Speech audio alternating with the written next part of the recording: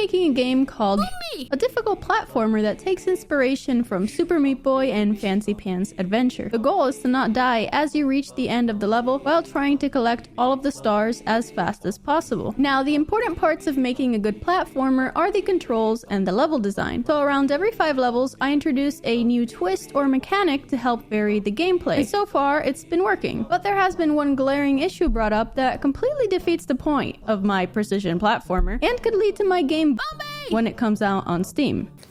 As a precision platformer, everything needs to be, well, precise. But a few players have mentioned at times that the game doesn't feel precise. Either because they feel that the collision isn't fair, or because what they expect to happen when they move the character is not what actually happens. BUMBI. What's going through his mind as he dies for the 50th time? Murder.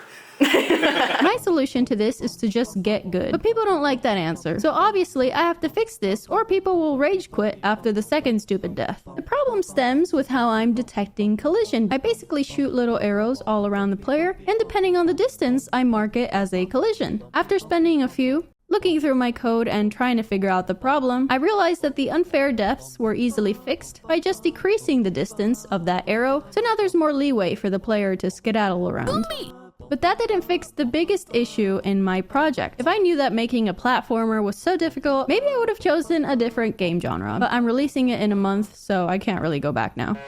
One player was having the issue where they couldn't wall jump in corners or even normally jump near a corner. This completely ruined the feel of the game because there's such a small window to make a jump and, well, you couldn't really jump. I figured out that my little arrows didn't cover the full length of the player, so I was only checking it from the middle, which would cause it to freak out in certain edge cases.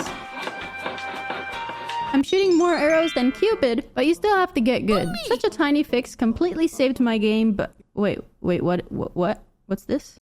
Huh?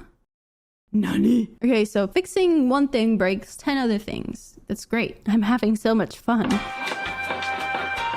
I just added a ton of if-else statements. If the game is broken, fix the game. If the player keeps dying and keeps complaining, tell them to get good. For real though, slopes, do not recommend. This took me way longer than I expected, and part of the reason is because my code is But now, I can anti-gravity corner jump in style.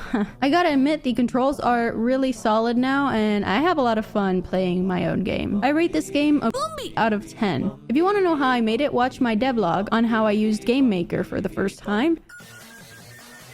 Please wish list, it helps me a lot.